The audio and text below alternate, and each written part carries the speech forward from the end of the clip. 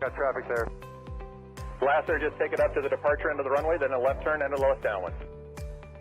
Cessna over the threshold, coming up on the white dot, at or beyond the white dot, left turn first available. I got a high wind coming up on about a half-mile final, clear to land at or beyond. Traffic on the left face, you're following a Cessna down low off your left.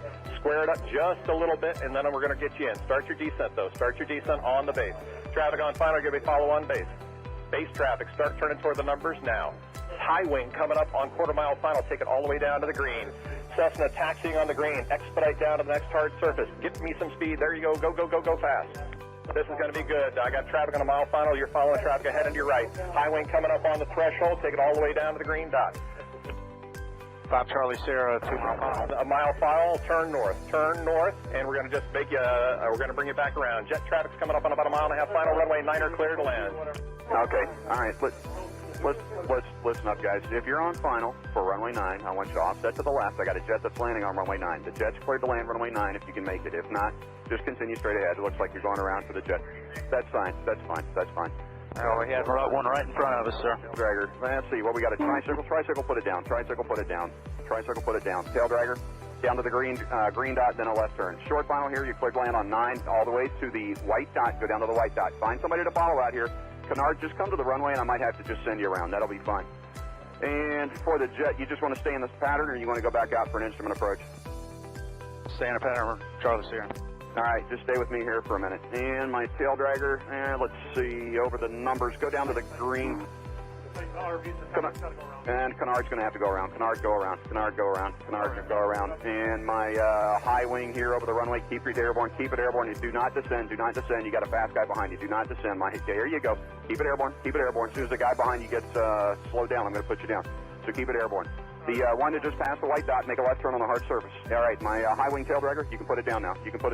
And Charlie Sierra, let me get you about a mile off. Let's see, Charlie Sierra, I lost. There you are. Make a left-hand turn. I'll try to resequence you here on the downwinds. We'll see how it looks.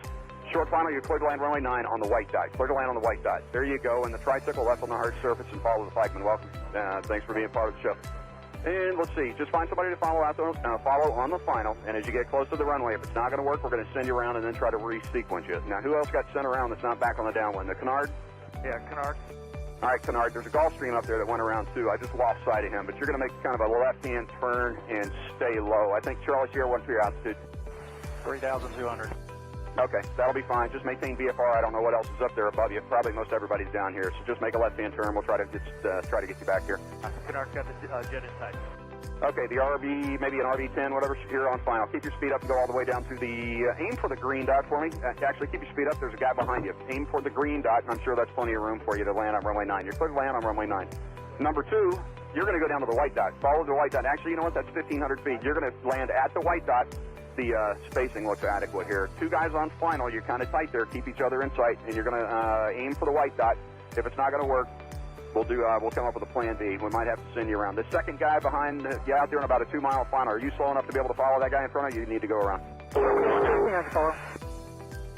Well, I probably shouldn't ask that because I had about 5 guys answer me, so I should know better than that after 35 years, you would think, right? All right, so let me see. The guy who's number 1, it's number 1. What kind of airplane is he? An RV type. All right, RV type. Keep it airborne for me. Keep it airborne. And I got a fast guy behind you. The number 2 guy over the trees there. Go ahead and put it down on the numbers. My first guy just coming up on the numbers at the over the grass at the numbers. I want you to keep T-minus 1 minute and counting. Hello.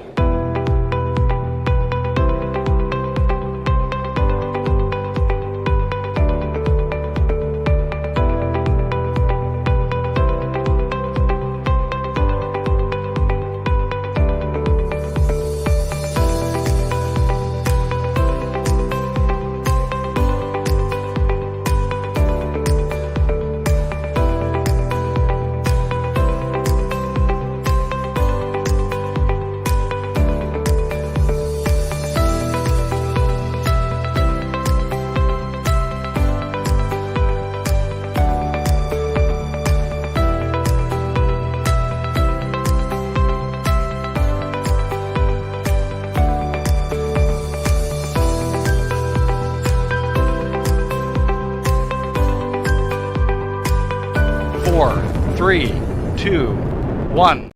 Hello, everyone, and welcome to this Thursday's live stream. It's not raining anymore, which makes a fantastic change from the last 12 months, but it's bloody cold. But I'm certainly not going to complain because we'll take cold any day.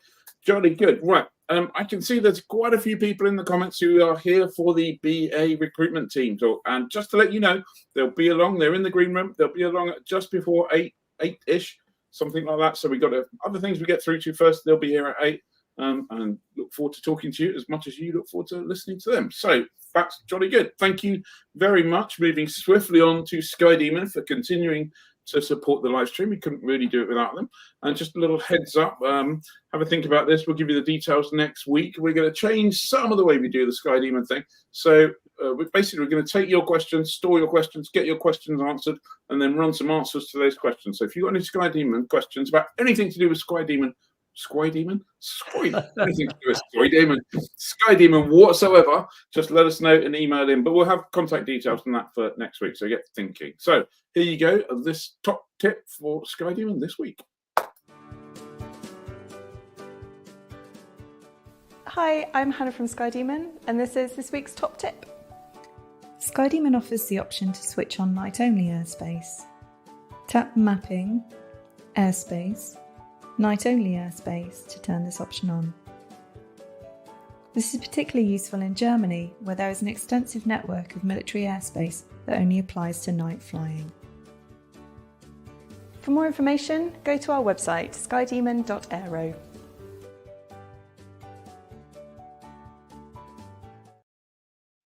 Short but sweet. Short but sweet. There you go. Right. Do they always have bottles of wine on their desk at Sky Demon? Yes. Sorry? Do they always have bottles of wine on their desk at Sky Demon? If so, I think they should become a flyer thing. Only when times are tough. I think it's normally champagne, actually. Oh, champagne. Right. Sorry. More worryingly, there was a riding crop around there. I'm not quite sure what they'd be doing with that. Oh, that's rather scary. Is it time for the weather? There's no Simon. So does this mean that we're expecting a pants forecast? I think it does. Let's see, shall we? I haven't listened to this. No.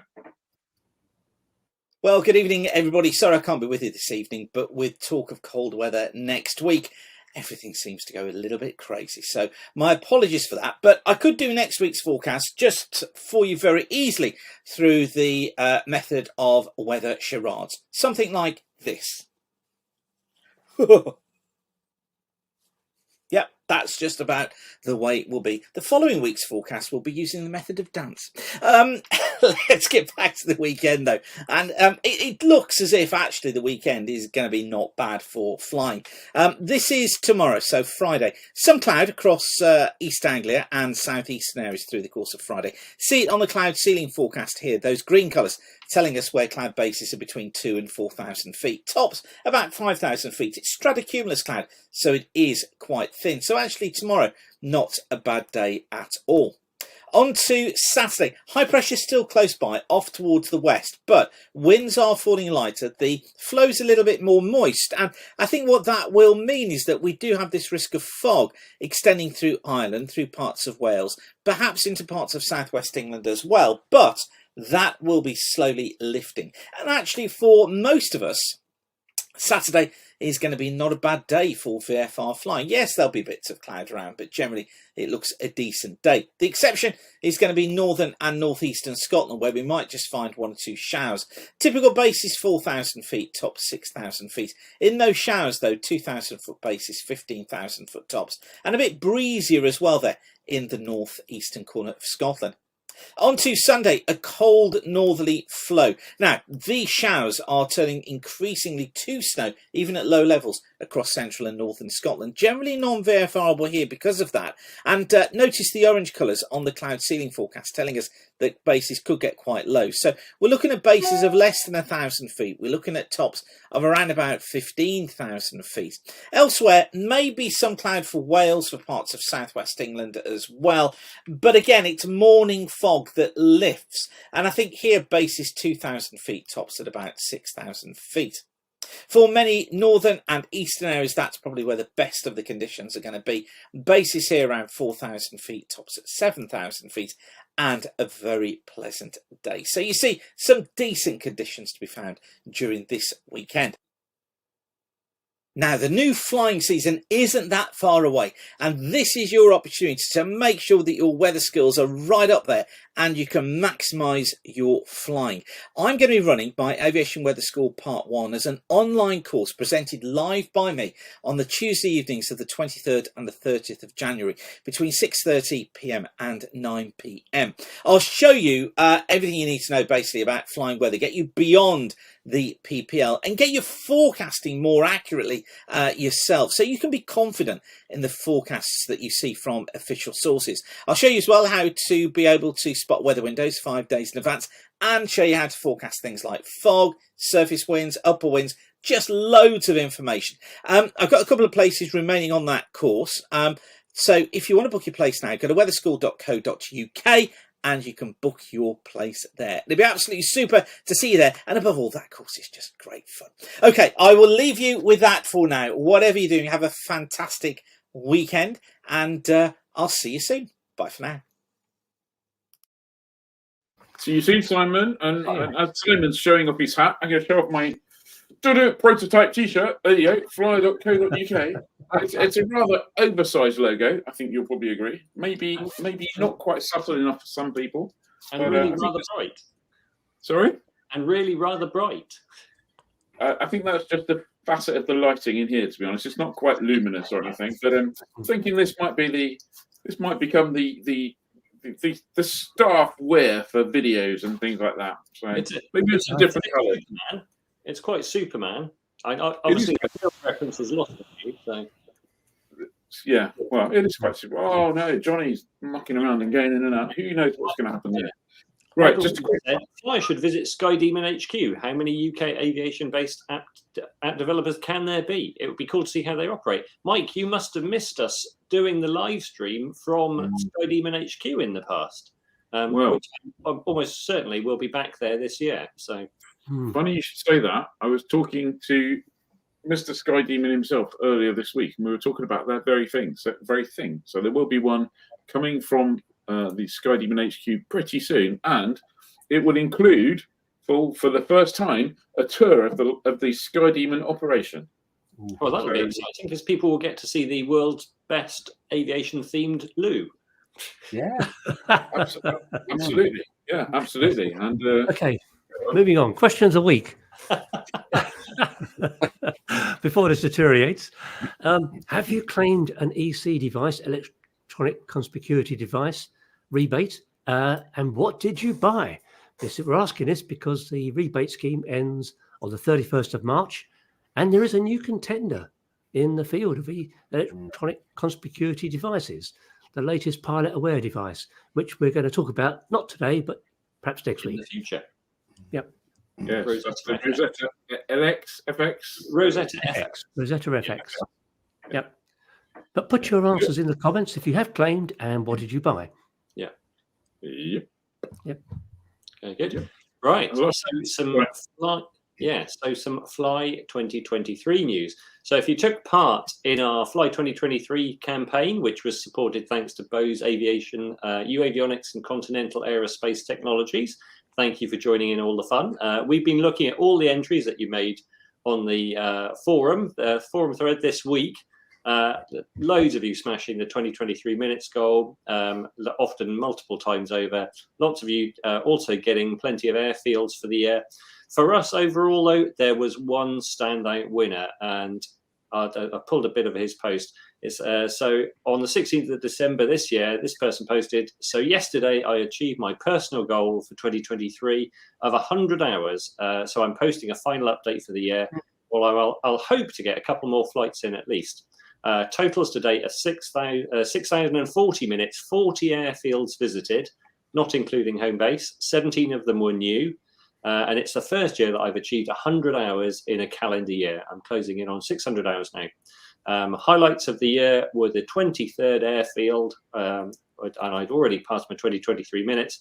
to meet the challenge, which happened to be the 2K with my better half.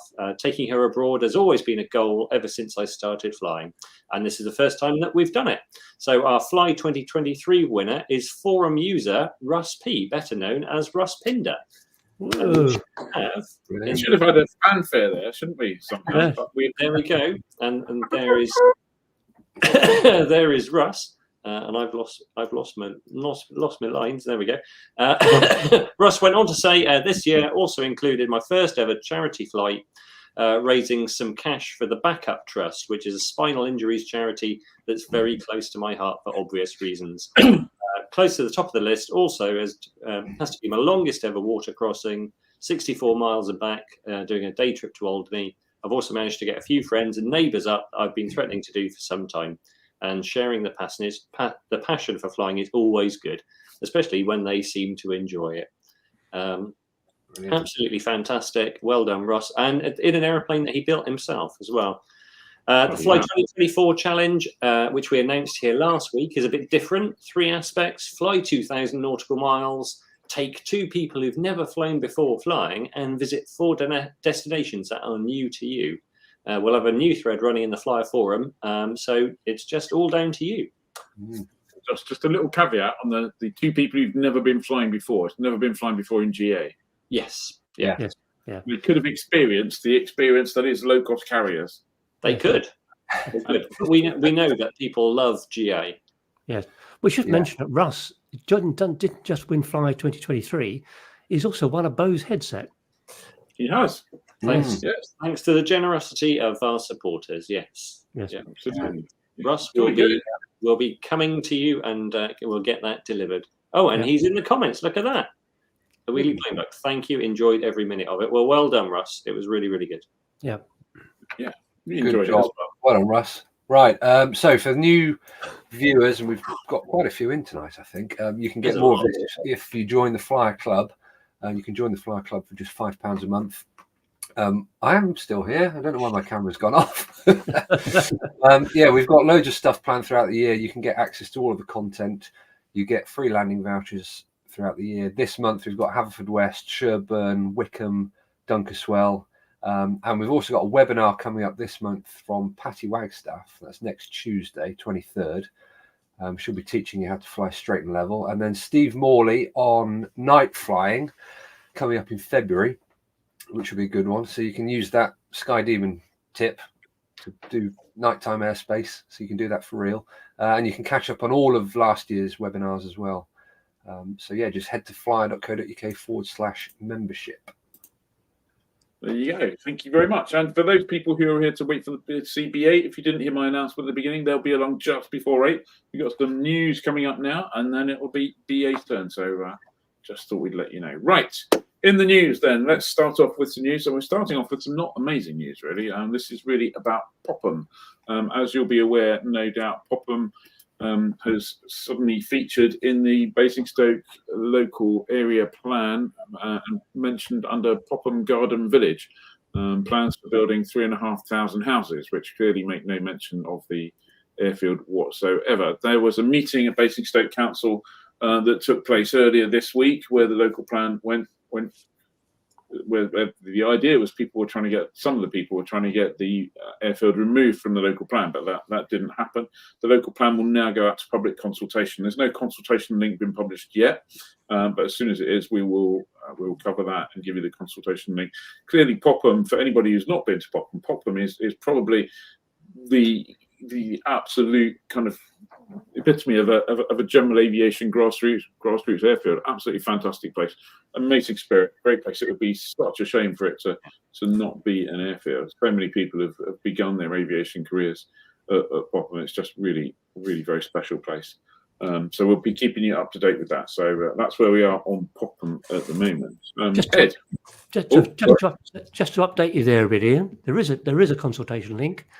I found it earlier on today, late this afternoon, and we can pop it in the comments if you like. Okay. Oh no, it's not that one. You better do that, Ed. I see it now. I've found it and I've put it in the comments. I'm pretty sure that there'll be a whole raft of Popham stories over the next few years. Yeah. And one coming up soon, no doubt, with the consultation. So now's a great time to start getting your consultation muscles flexed. Yes. Yes. Right. So new aeroplane news. Cirrus Aircraft and JMB Aviation have been teasing new aeroplanes. We don't have long to wait for the Cirrus announcement because that's 1 a.m. tomorrow morning. JMB is they're talking of that for the 1st of March, which will be just in time for Aero Friedrichshafen. Any guesses on what they might be planning? I know, Ian, you're not allowed to play this game because you might already know. I already know what the Cirrus thing is, and there's a new story that will go live on the site at 1 o'clock in the morning, which just happens to, it's a really, really weird time, but obviously it coincides with 8 p.m. Eastern time in the US. There's a story there. There's a link to a video we got. Ivy MacGyver showed us around what the new thing that we can't talk about until 1 a.m. So if you're that interested, check back at 1 a.m. Otherwise, have a look at it over your cornflakes in the morning. There we go. Yeah, and JMBs, they hinted at, they showed a T-tailed aeroplane, didn't they? It was a hint of a T-tail, but none of their products up until now have been T-tailed. Obviously, they make the VL3, the very fast 600 kg microlight. They're now building the what used to be the Lancer Evolution. So who knows? A T-tail. Maybe they bought Diamond or something. Bought Diamond. Yeah, that's good money. Yeah, I think yeah, definitely watch out for the Cirrus story. Yes. Who's up next? This is super slick, isn't it? Oh, sorry. Yes. No, it's not me. So this is the next story is about British Aerobatics, the association which organises aerobatic competitions in the UK. They're having a bit of a makeover this summer. The idea being that they're a bit worried that the aerobatic competitions are a bit elitist, and they want to try and open it up to more people. And they've introduced a new competition in midsummer, which is going to be held at Sywell in June, and they're calling it the British Open. They sort of kind of nicked the name from golf, and the idea is with the Open event, it's open to everyone, any aerobatic pilot around the world who is eligible to enter and basically compete for the Open Championship. Running alongside it will be the British Nationals as well. Plus, on the Sunday of this 3-day event, there will be a freestyle championship. So it's a big event for British Aerobatics, and part of their whole new mission to try and open up, to interest other people in aerobatics. Sounds like quite a good thing. It's open to everyone. I mean, I can't pitch up and have a crack in the 182, can I? Really? Well, the thing is, these days, if you fly in UK or Europe aerobatics, you have to have an aerobatics rating. You didn't previously used to have to do that, but that's now been adopted. So you obviously have to have done some aerobatic training before you can enter the event. I've got one of those. You got one of those? Well, you're right, Ian. Go for the unlimited. 182, that'll be grim. I don't think I'll do very well somehow. Good. Right. What have we got next? Some airline news. So TUI opened their application window for their 2024 MPL cadet scheme last week on the 8th of January. It's the second year in a row that they're running it, and successful candidates will take part in a 19-month training program, including ground school, all the flying training, and of course this is a fully funded scheme. They claimed last year they had cadets from all walks of life, former cabin crew, people from the armed forces who've been medically discharged, TUI office workers from their head office, all sorts of people. The current cadets are 4 months into their course. Most of them have completed sort of supernumerary flights on the flight deck, and they're all doing their ATPLs at the moment, which I'm sure they're all loving. That's another good sort of industry news story that TUI are back again with that, and obviously we're going to find out more from BA about what's going to happen with 2024 from them later. Yeah. Do you think that? Please forgive me, TUI, but do you think that part of the 19-month training is learning how to act in cheesy promo pictures? Yeah. Like going in the back, it's like just be casual, just be casual. And The people in the background didn't get the memo, did they? No. Right. Dave. Yes, so the Hawker Typhoon project. This is the project to bring back a Hawker Typhoon, World War II Hawker Typhoon, back to flying condition. There isn't a single airworthy Hawker Typhoon in the world. And anyway, it's been going on for a while.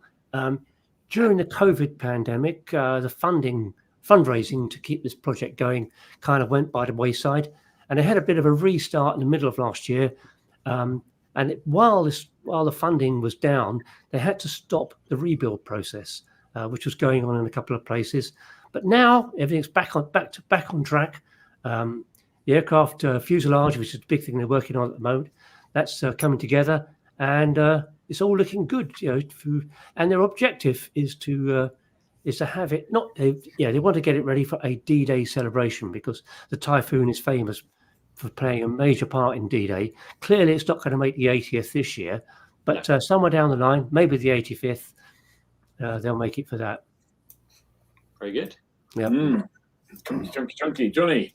Yeah, so just a quick one about flying into Air Friedrichshafen. If you are that way inclined, the event this year is 17th to 20th of April, and arrival and departure slots will be available from, I think, the 15th of February. You can book them online.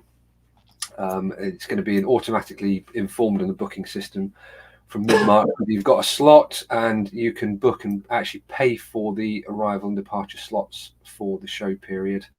There's obviously lots of other things. You pay for landing fees and parking fees. We get invoiced for them after the show, as usual. So there's lots of admin, but if you're up for flying into it, and I know one or two people who are, you'll be able to get your slot booked soon.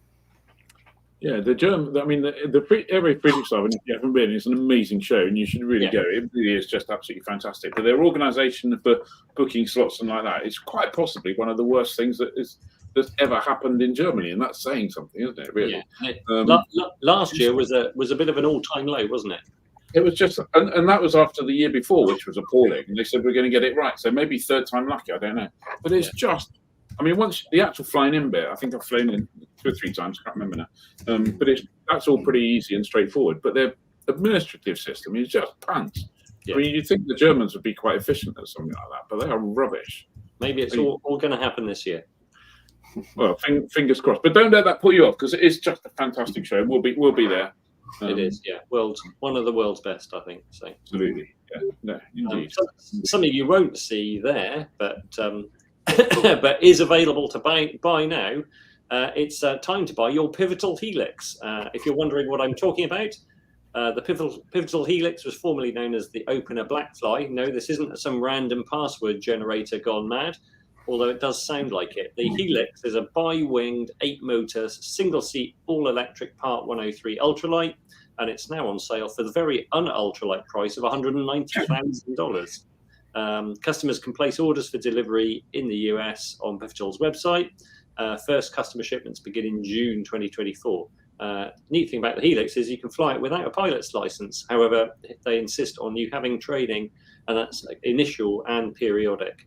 There's 3 configurations. Package 1 is the base price of $190,000, and that's all to do with exterior finish, an HD landing camera, vehicle cart, custom markings, and warranty.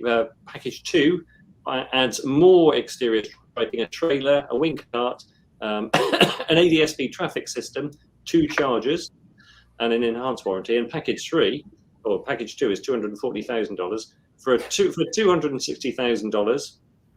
You get even more trim, 3 chargers, lighting, and an emergency locator transmitter, and training for 1 friend. But for $260,000, you'd like to think so.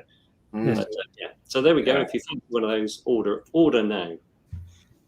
Yeah, well, sounds like a. That is, yeah, and finally, I've got the last news item. A bit of sad news reported by the Light Aircraft Association today, and that was that the recent death of David Coburn, who was their head of training for the LAA pilot coaching scheme. A GA enthusiast, flying instructor, ex-RAF pilot and aviation safety expert, David took the role on in December 2019.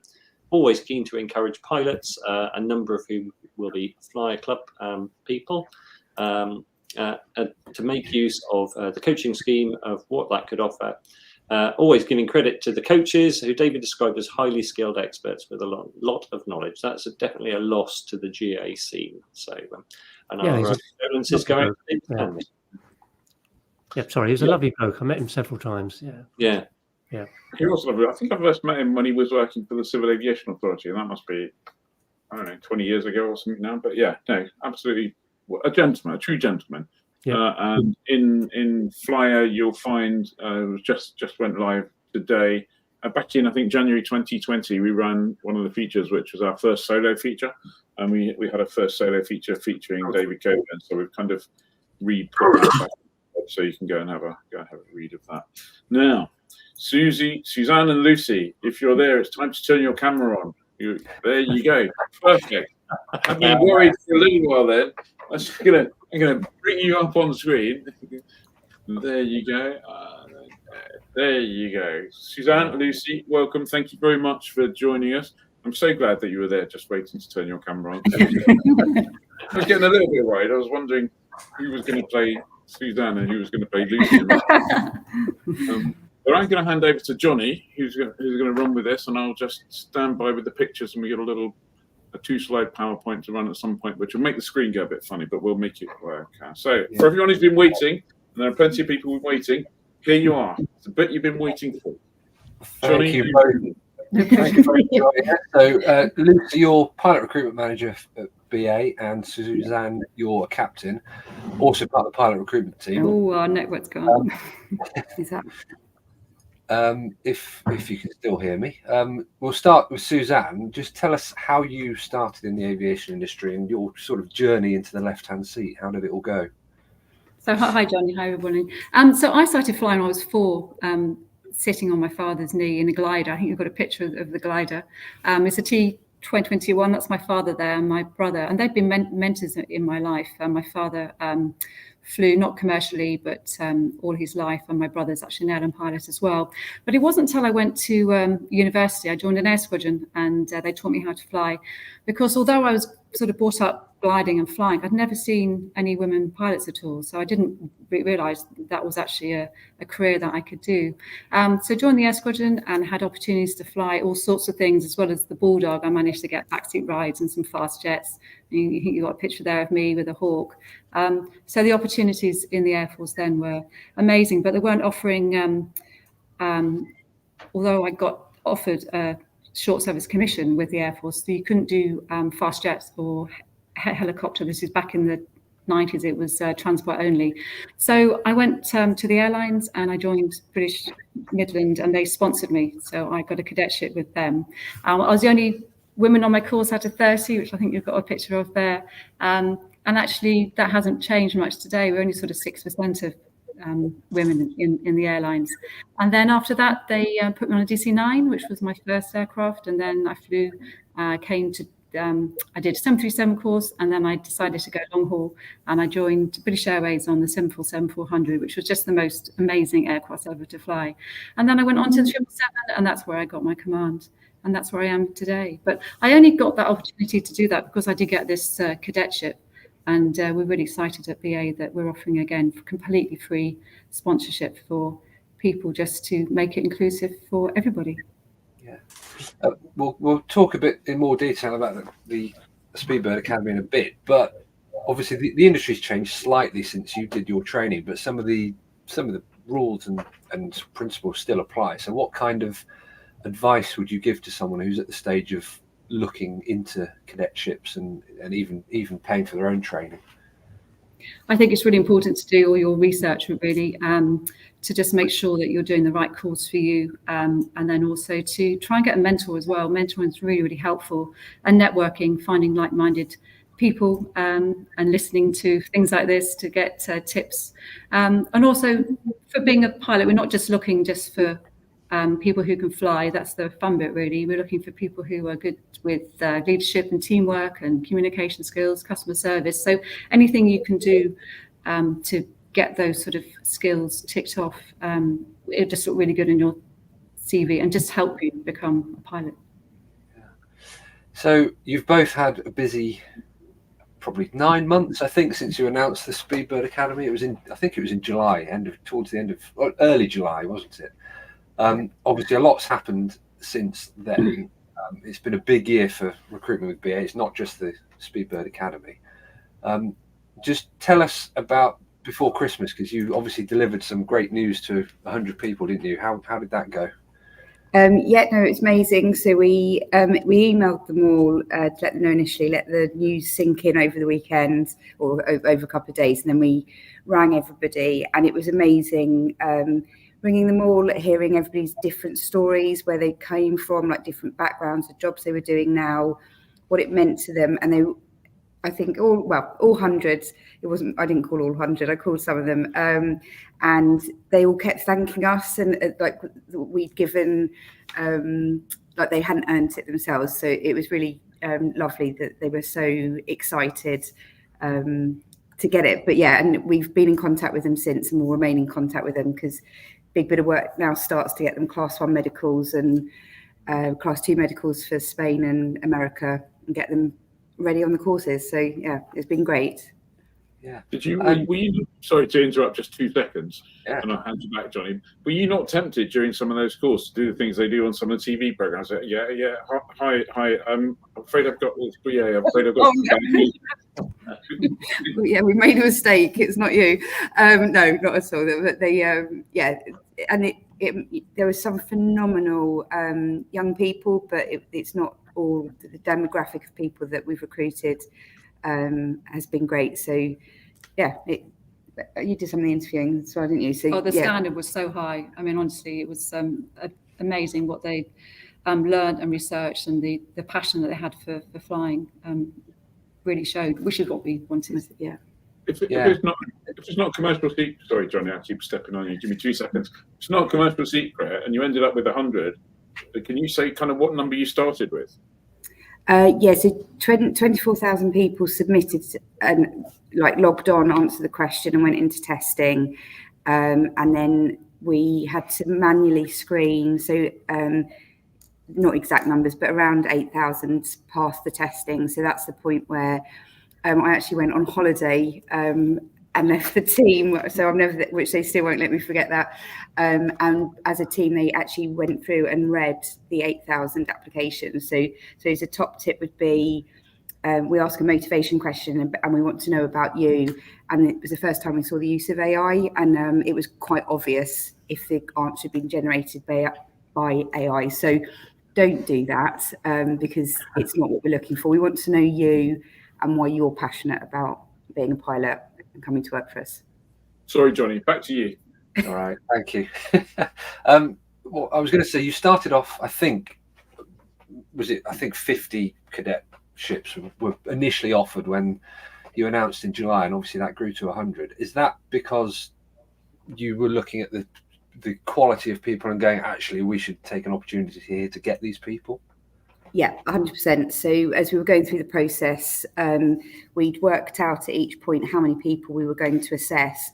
And when we looked at the cut-offs, we looked at it and we had to bring more people through the process. But what we didn't want to do was get to the end and the ratio. So it was, by the time we got to the end, there was a 1 in 2 chance that you'd be successful. So if we'd have brought the same amount of people through but left the number as it was, it wouldn't have been at that stage. So yeah, so we were very lucky. City Flyer are sponsoring 10 people, and then BA and Euroflyer are sponsoring the other 90. Okay. And on the initial application, I think the age limit was open. Was it open till the 50 or 55? 55. 55. And when you think about people winning cadetships for airlines, you imagine they're all from 18, 19, 20, 22, 23.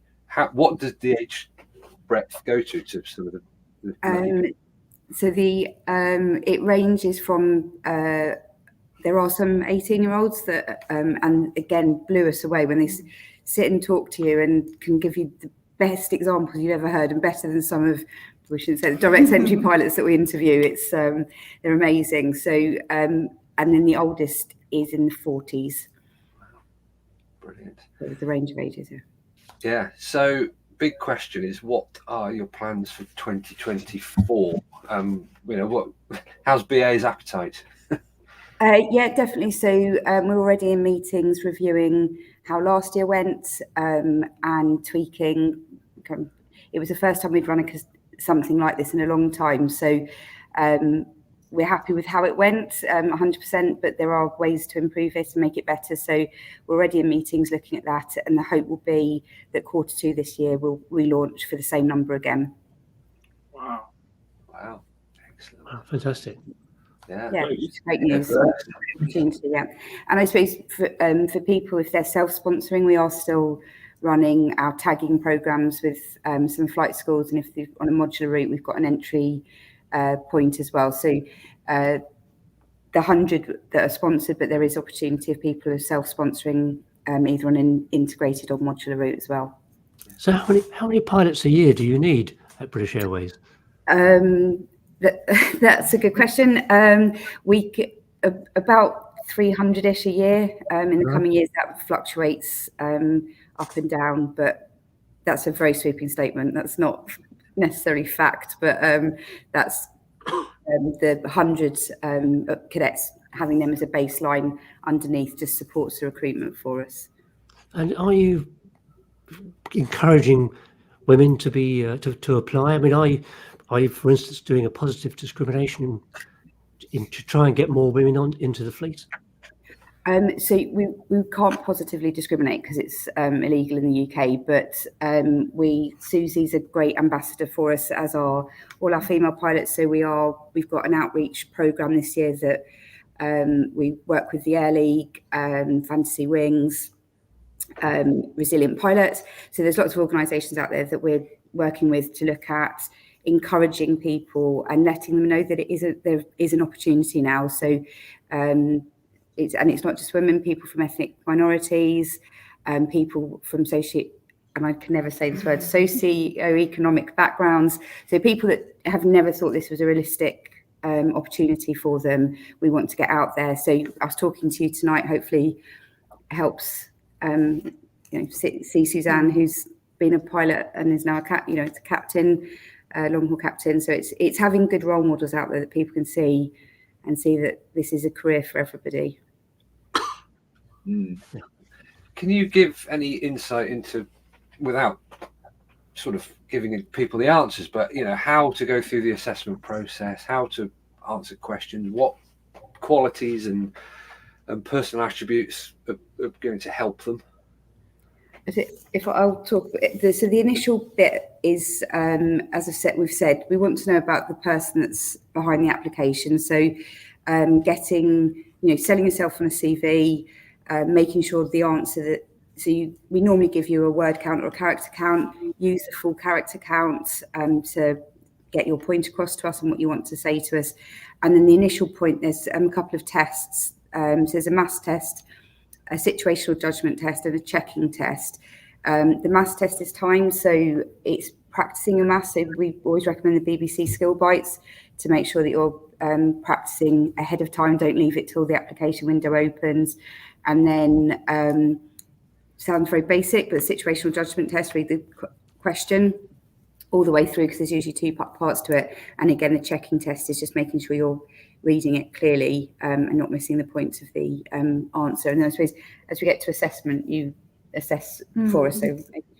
So we are, yes, all the tests as well. We do, if you connect with us on our different platforms that we have, we do suggest platforms where you can practice these tests as well. So you're not hopefully coming to it blind. And then when you come to the assessment stage, we do initial interview. And then on the last stage, we had a fun day where they came. This is when we're down to the last 100. And we did a speed dating interview, which was the first time we've done it with 8 desks in a row. And people have got 4 minutes to answer a question and then they move on to the next one. And that sort of was quite good to get an insight from different people, so we all had a good we could all then pull together. So, and again, it's just things like having done your research about British Airways to show your motivation for flying, to show you've got skills that we need, like the leadership and teamwork, customer service, and that you're a really good communicator as well, because communication is key to be a pilot, really. So what's the time from the the email and the phone call before Christmas, I guess? When would you expect them to be out and, I don't know if they call it flying the line anymore, but out and earning money for BA? So they will come. So the first course starts. They're staggered throughout the year at the 2 flight schools. So first course with Skyborne starts in March. The FTE it's April. So 18 months after that, we will be planning for them to come in. We have a very structured induction for them. They then go off and do the type rating. Sometimes it's outsourced. We can do it here ourselves. Base training, which is, I'm told, is the thing that every pilot remembers, other than the first solo flight. So yeah, 2025 they'll be into the business. And what, are they all going onto the same fleet, or is it? I mean, obviously Cityfly is a different fleet. Yeah, so Cityfly will be the Embraer, and then Heathrow and Gatwick will be the 320. I'm just going to pick a question out of the comments from, there are many, amazingly named H. How does the tagging process work for modular students? Can you give a quick insight into that?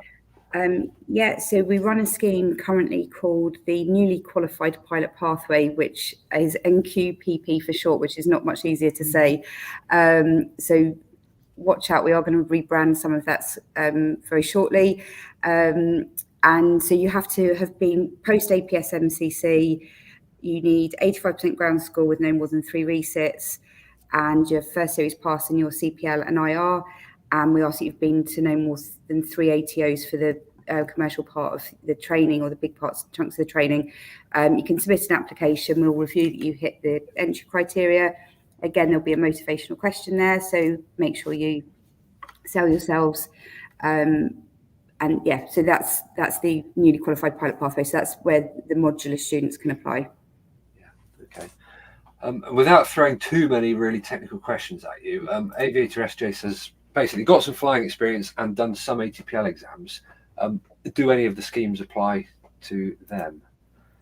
No, so I suppose we were watching the questions as they came in. So we don't have a restriction on hours, but I believe that's because we're doing an ATPL rather than an MPL.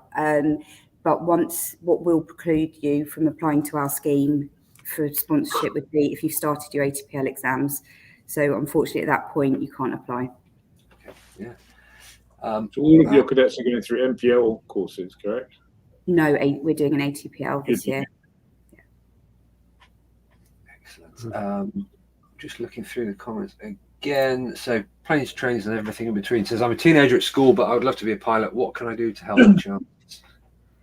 Yeah, so I suppose there's lots of things. One thing we haven't spoken about, Susie mentioned earlier about mentors. So we have a really great online platform called Speedbird Z, which is on the emerging talent page of our website. And actually, Susie's a mentor. So it's just a platform that students can connect with, and they can choose a mentor, whether it's a pilot or engineering, any sort of role that we have at BA. And they can ask a question, and we can get back to them and give them advice, and then sort of support them throughout their journey into whatever they're doing. We also offer insight days and work experience with British Airways as well. So it's a platform that they can do the modules, and that allows them to apply for work experience days. And it's been really successful, hasn't it? We've had quite a lot of people come through. We had 100 people recently. Yes. So we ran our first insight day, which we had 20 year 10 students in, and they got to some time in the sim, which is great, and got to see the operation. So, and we will start to run those quarterly, and then your Flying Future events that we hold here as well. They're all, at the moment, for certain age groups. We are looking to see how we can expand that to include different age groups. I suppose if you're at school, the other thing, any extracurricular activities, so things like the Air Cadets, Duke of Edinburgh, like Saturday football, netball, hockey, whatever sports you're into, they're all good for team building. If you're a captain of a team, that's your leadership.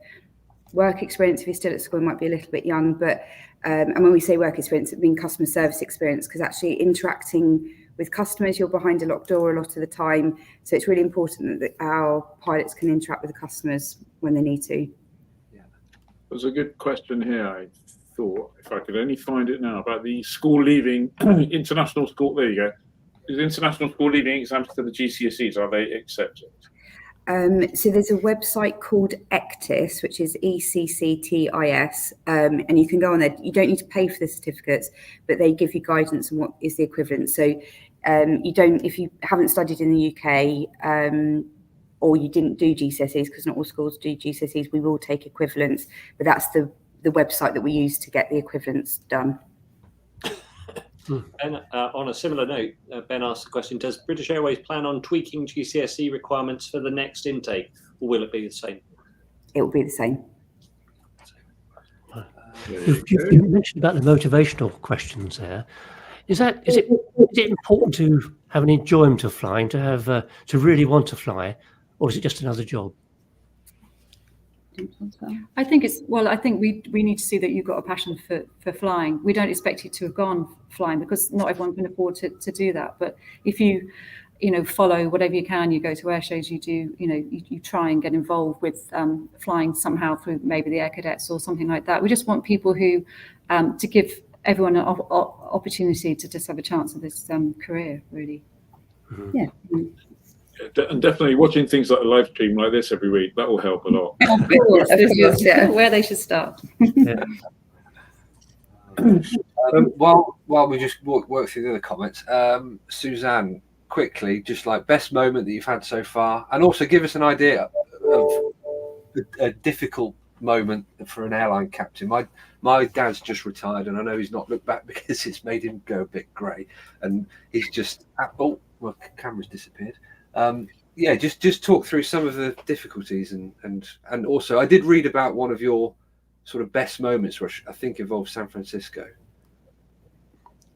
Yes, exactly. So my best moment, my proudest moment was in the days, because I'm quite old, and we used to have the flight deck door open. My father actually sat in the jump seat when I came into land on a 747 into San Francisco.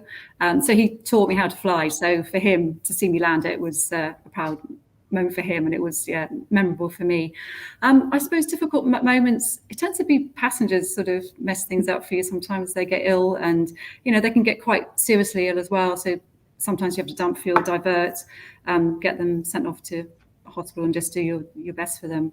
And wind is always fun. With the gales we've had recently, that's always a bit, and particularly when you've got big jet TV filming you as well. Traits and minds. So one question that I have seen keeps cropping up, also in comments on Pilot Careers Live posts and things like that, is flying experience. You don't have to have any to apply for the Speedbird Academy. You don't, but we would recommend that you've had at least one flying lesson. We had somebody years ago get to the flying stage and realise they had vertigo, so they had to come off the course because they'd never flown before or been in a light aircraft before. So we do recommend, and as Susie said earlier, gliding is a slightly cheaper option, but still an amazing experience and there's great handling. I went gliding recently and still couldn't be a pilot because I had to close my eyes coming into land, but as good as experience as fixed wing flying. So, and there are lots of scholarships available as well. So apply for those. If you can get any free flying, take it. Maria asks, what A levels should I consider taking in sixth form? But the good thing about this cadetship is that we don't actually ask for any A levels at all, and you don't actually need any A levels to do the course. It would help if you did do maybe some sciences if you wanted to make it easier for you, because some of the the technical exams are easier if you've got a bit more of a science background. But we don't ask for A levels, but just because we're trying to increase the net really and throw it as wide as we can to give everybody a opportunity. In terms of, this is how long is a piece of string really, but in terms of career progression, what are you looking at from when you join to when you get 3 stripes versus to when you get 4 stripes?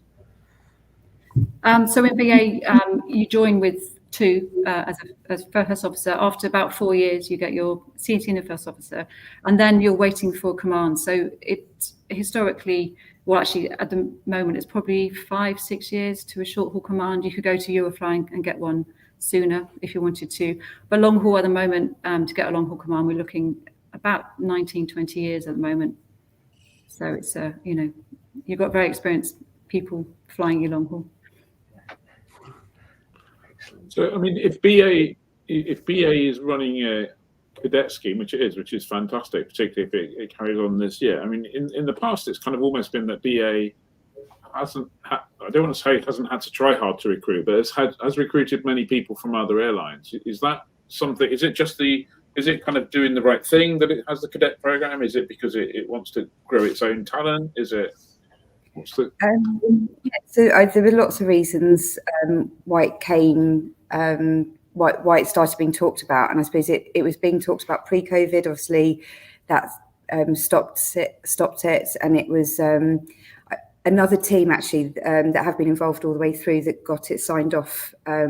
And I feel we, as a team, we've taken complete credit for it. So I feel a little bit guilty because it was another team that got it signed off. But I suppose there are a couple of things. It's around making sure that everybody's got the opportunity to do it, that it's not just people that have tens of thousands of pounds and more sats, available to pay for training. So it's giving the opportunity to everybody, but also it assures us a baseline of a pipeline of pilots. So we're still recruiting direct entry pilots at the moment onto both our short haul and long haul fleets, and we'll continue to do that. Obviously with Brexit, the licensing's a bit more complicated now, so we can only we can only employ people with a UK CAA license, and if you've never held one before, it's not as straightforward as it used to be. So that does take a pool of people away from being able to work for us at the moment. But I suppose to answer the question, both for doing the right thing and to assure us a pipeline of pilots in the future.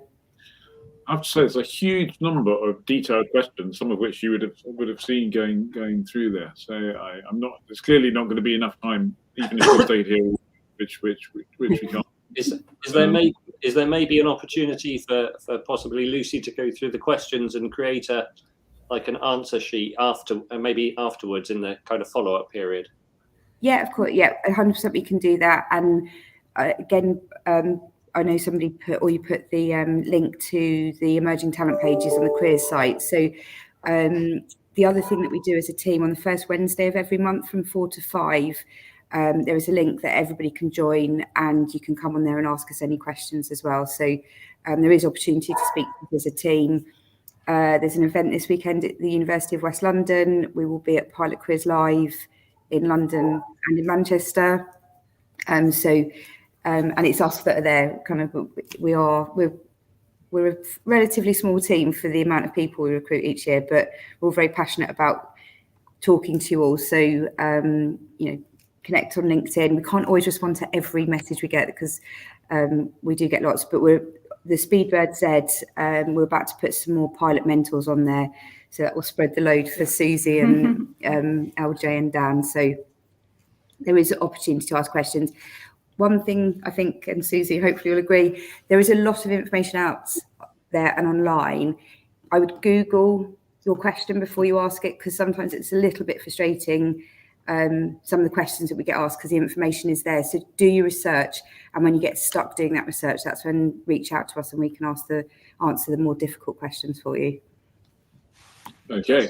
I know you had a little PowerPoint slide. I don't know if we covered most of that, or is it worth bringing that up just before we run away? Yeah, it's the requirement for applying for the academy. So I think there's been a couple of queries about the GCSE requirements. It might just be worth having a very quick run through it. Let's have a quick look. It's made you, I'm afraid. So. Yeah, sorry, some of the formatting's gone off when I sent it to you. But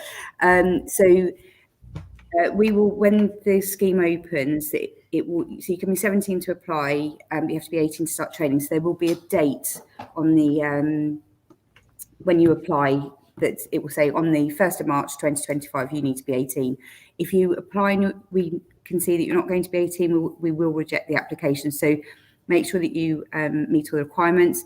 It's 6 GCSEs, grade A to C or 5 to 9.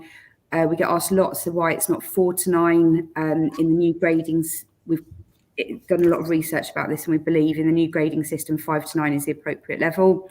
You need to be fluent in English. If you're not a native English speaker, you need the academic IELTS level 5.5.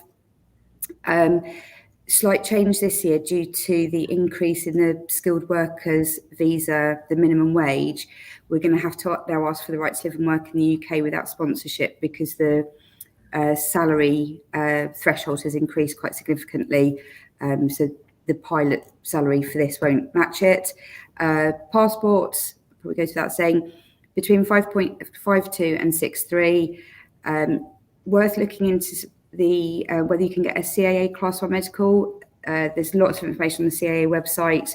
You don't need to have a Class 1 to apply, and we are paying for the Class 1 medicals. But it's worth looking at what the restrictions are about getting an initial Class 1, because if you can't get that, unfortunately, you can't train to be a pilot. Great. And this, very quickly, this is what we've probably touched on this. So online application with the 3 tests and an application question. It is a human that sits and reads the application questions, so don't use AI again. We'll then ask you to record you talking through an announcement. The flight school tests, they're both currently using a testing suite called Aon, and there are some practice tests online that you can do.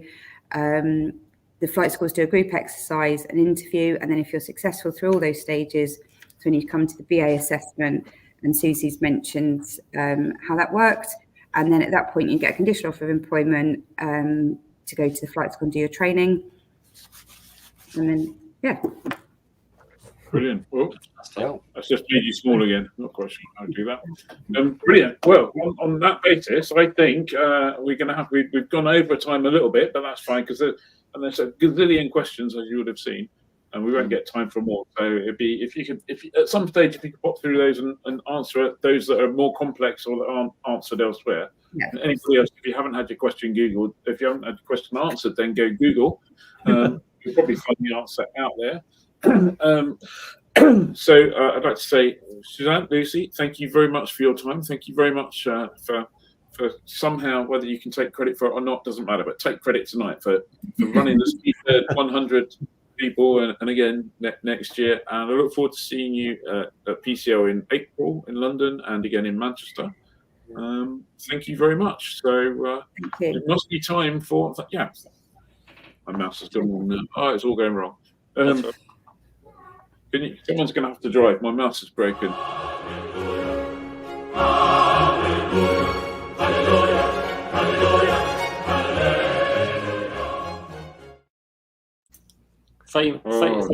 Famous quote. Someone's going to have to drive. My mouse is broken. My mouse has unbroken itself. It was an Airbus, so I turned it off and on again. That was so informative. Thank you so much. Well, hopefully it'll inspire a whole bunch of you. And what great news that the scheme is going to run next year. It's going to run this year. Yes. Yeah, absolutely. And while we use BA people or BA people here, I'll do us a favour. Click like, make some comments in the comments section, subscribe to the YouTube channel and all that stuff. You'll learn all sorts of things about general aviation. You'll be able to talk far more interestingly when you go to your interviews about aviation. So, and you can subscribe to the YouTube channel for nothing. That's it. Right. Yeah, so Fancy Hangar this week, thanks to the Livestream extra viewers yesterday, we were tasked with picking our favourite aeroplanes from the movies. There's lots of them, so who picked what? Who's first? I think this one, I think we should kick it. Well, Dave's gone for the most obvious, so I think we should kick off with Dave. Get that one out of the way while I turn the band. Well, it is the most obvious. Yes, I agree. But there's a reason for that, and that's because it is the co-star to the most famous aviation and best aviation film ever, which is the original Top Gun film. So my plane is the FA-14, known as the Tomcat. It's just a fantastic, it's the fastest thing. It blows the current new ones out of the water. It's fast, it's brilliant, it's in the film, it stars in the film. It's just brilliant. And of course, in Top Gun Maverick, the sequel, it makes a cameo role, although not a flying one. It appears to fly, but that's all done, on the computers. But because they couldn't find a flying one. Spoiler alert! No, I definitely saw it flying. You've just Well, it did ruined my movie days. But anyway, yes, sorry about that. But no, Tomcat has to be the fantasy hangar film fantasy, I think. When was the last time you watched the original Top Gun, Dave? Probably about 3 weeks ago. Okay. Who's next? Fair enough. I think three pops to Johnny. Oh, no, I think it's Johnny.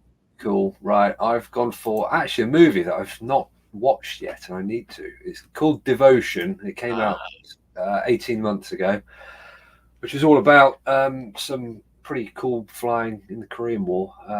This isn't the main aeroplane that's in the film, but I've gone for the F-8F Bearcat, which, whilst it's not the sort of starring role, but it's definitely the best looking aeroplane in the film. If you've ever seen one in real life, they're absolute machines. They're beautiful things, sound great, flying very fast, look awesome. I'd love to fly one day. Yeah, Bearcat. They are beasts, aren't they? Yeah. Yeah. Well, I heard someone talk about flying the Bearcat once, and they said it's not as difficult as you think. The main thing is you just have to, when you open the throttle, make sure it's pointing in the direction you want to go. That applies to anything. Look, to be honest, that's how I've tended to fly most of the time. And as Lucy was talking about earlier, she's like, I had to close my eyes for landing. It's like, I think there's a lot of us that do that for landing and takeoff. Really? I thought that was what I'm supposed to do. I'm not going to fly with you, Ed. Okay, so I'm going to jump in there, leaving Ed for last. And I went for a film, but I don't think it was in Rocketeers. The GB Model Z, named after Granville Brothers, who designed the original back in 1931, I think it was. Something like that. It's a magnificent.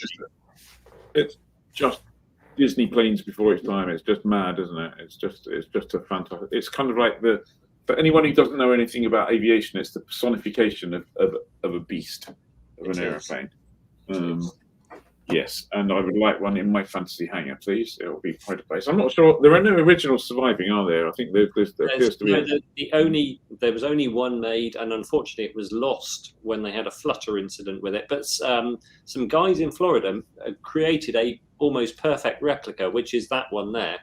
And it was famously it was flown a lot by Delmar Benjamin, who built the replica of the bigger GBR2, and he loves his R2. He loved the R2 and flew over 1,000 hours in it, and said, "What's the fuss about?" And was famously praiseworthy of the Model Z as well. So should have said, "Right, chuck me the keys and I'll show you." That's and that's I think that's a Kermit Weeks airplane now, isn't it? Yeah, Kermit Weeks bought it. So yeah. I'm surprised. So there you go. And that's obviously from the Rocketeers. So. Rocketeer, which is a great thing. And I've also gone to the Rocketeer for my choice. One of the first fancy hangar things we did back in 2020, in early days of Livestream, I picked the Model Z, so I can't do that again. I've also picked the Travel Air mystery ship that appears in the racer scene. This time around, I thought, you know what, I'm going to go for this, the fabulous Ryan ST. It appears in one of the racing scenes in the Rocketeer. You see it there with a Great Lakes and the mystery ship. Only appears a few times, but that is just a gorgeous aeroplane, and I think that's proper fancy hangar fodder. You know, people would walk in and they'd stop them in their tracks. I mean, that's a kind of like trouser-esque. It's not totally trouser, but it is trouser-esque, and you know how trousered undercarriage. So I think, having seen you after you've been flying it, what would appeal especially about the airplane is the amount of time you'd be able to spend cleaning it. I know. I think any aeroplane where I can totally exceed the number of flying hours with the number of pernickety polishing hours is definitely, and as Darren from Aerotique says, polished pants every time. Yeah. I mean, we've got to have a trousered undercarriage fantasy hangar at some point. We probably should. Yeah. Because there's a lot of value in that. So anyway, there's a lot of Dave. It was clearly a strong start from Dave. Julian Treadwell suggests the Grumman Duck in Murphy's War. Dan Smith, I'm picking Firefox, although I'll need to brush up on my Russian. Not a real aeroplane, but very cool, Dan. What about Well, if it's not good airplanes, anything that was in the Magnificent Men in Their Flying Machines? That is a tremendous film.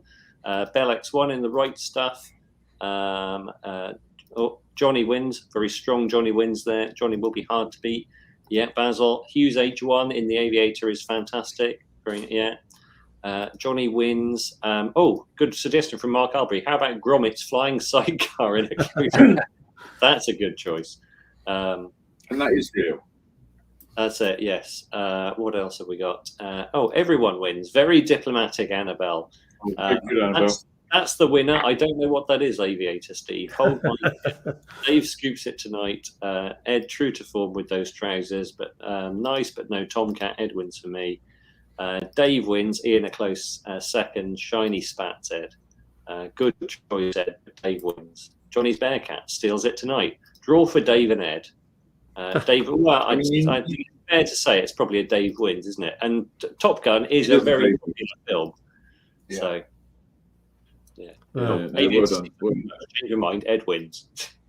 Right, before anyone changes their mind again, unless they're changing their mind to me, let's have a quick get. How are we doing for events then, Dave? Right, well, there's not much fly-ins at the moment, but there are the Gasco safety evenings. There's a whole series of those going through the winter and into early spring. The next flying event I could find was on the 17th to the 18th of February, when Santoff Airfield is celebrating its 80th anniversary. Looking ahead, found out today, in fact, that the World Microlight Championships are coming to the UK at the end of July, beginning of August. They're going to be staged at Deanthorpe Airfield near Corby. The effort to put those together is underway already. I've been talking today with the organizer, Owen. I can't remember his surname. God, I'm useless sometimes. Anyway, so that to look forward to. Brilliant. Okay, well, in that case, I think we've run over by 6 minutes, which is more than we normally do. So thank you very much, everyone, for joining. Thank you, team, for presenting. Thank you, Lucy and Suzanne, for presenting. Thank you, everyone, for watching. Have a great time. Fly safely this weekend. Looks like the weather's going to be great. If you haven't clicked like, click like. If you haven't joined, join. £5 a month. Thank you very much. Have a good one. Take care, all. Bye.